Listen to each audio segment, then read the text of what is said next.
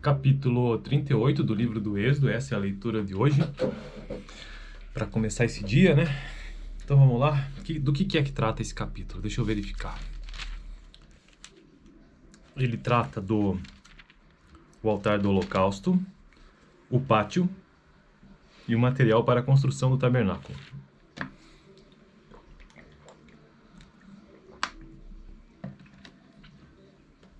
Vamos lá. Fez um altar de madeira de acácia para os holocaustos, com 1,35 centímetros de altura, era quadrado, com 2,25 metros de cada lado, e fez uma ponta em forma de chifre em cada um dos 4 cantos, formando uma só peça com o altar, o qual revestiu de bronze fez todos os seus utensílios, os recipientes para recolher cinzas, as pás, as bacias de aspersão, os garfos para a carne e os braseiros. Fez uma grelha de bronze para o altar em forma de rede, abaixo de sua beirada, à meia altura do altar. Fundiu 4 argolas de bronze para sustentar as varas nos 4 cantos das grelhas de bronze. Fez as varas de madeira de acácia, revestiu-as de bronze e colocou-as nas argolas, nos 2 lados do altar, para que pudessem carregar. O altar era oco, feito de tábuas. Fez a bacia de bronze e sua base com os espelhos das mulheres que serviam à entrada da tenda do encontro. O pátio. Fez também o pátio. O lado sul tinha 45 metros. O lado sul. Do pátio, tá certo. Fez também o pátio. O lado sul tinha 45 metros de comprimento e cortinas externas de linho fino trançado, com 20 colunas e 20 bases de bronze com ganchos e ligaduras de prata nas colunas. O lado norte também tinha 45 metros de comprimento, com 20 colunas e 20 bases de bronze. Os ganchos e as ligaduras das colunas eram de prata. O lado ocidental, com suas cortinas externas, tinha 22 metros e meio de largura, com 10 colunas e 10 bases, com ganchos e ligaduras de prata nas colunas. O lado oriental, que dá para o nascente, também tinha 22 metros e meio de largura. Havia cortinas de 6 metros e 75 centímetros de comprimento num dos lados da entrada, com 3 colunas e 3 bases, e cortinas de 6 metros e 75 centímetros de comprimento no outro lado da entrada.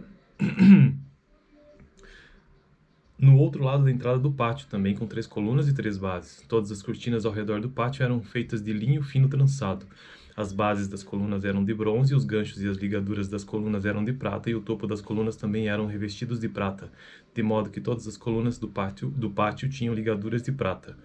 Na entrada do pátio havia uma cortina de linho fino trançado e de fios de tecido azul, roxo e vermelho. Obra de bordador, tinha 9 metros de comprimento e, à semelhança das cortinas do pátio, tinha 2,25 metros de altura, com 4 colunas e 4 bases de bronze. Seus ganchos e ligaduras eram de pedra, e o topo das colunas também era revestido de prata. Todas as estacas da entrada da tenda do tabernáculo e do pátio que o rodeava era de bronze. Esta é a relação do material usado para o tabernáculo da aliança, registrado por ordem de Moisés pelos levitas, sob a direção de Itamar, filho de Arão, sacerdote. Bezalel, filho de Uri, neto de Ur, da tribo de Judá, fez tudo o que o Senhor tinha ordenado a Moisés. Com ele estavam Aholiabe, filho de Aizamaque, da tribo de Dan, artesão e projetista, e também bordador em linho fino e de fios de tecido azul, roxo e vermelho. O peso total do ouro recebido na oferta movida e utilizado para a obra do santuário foi de 1 tonelada, com base no peso padrão do santuário. O peso da prata recebida dos que foram contados no recenseamento da comunidade foi superior a 3,5 toneladas, com base no peso padrão do santuário.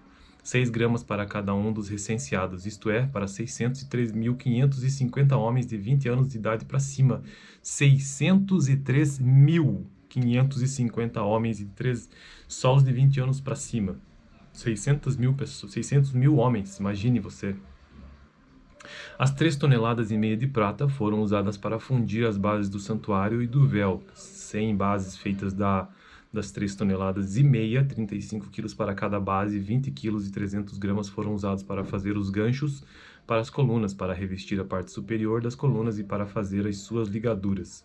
O peso do bronze da oferta movida foi de 2,5 toneladas. Ele o utilizou para fazer as bases da entrada da tenda do encontro, o altar de bronze, a sua grelha e todos os seus utensílios, as bases do pátio ao redor e das suas entradas.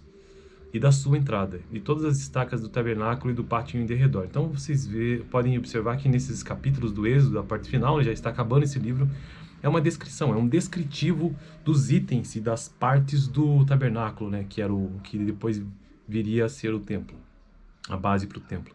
Beleza? Então essa foi a leitura de hoje, o capítulo 38 do livro do Êxodo.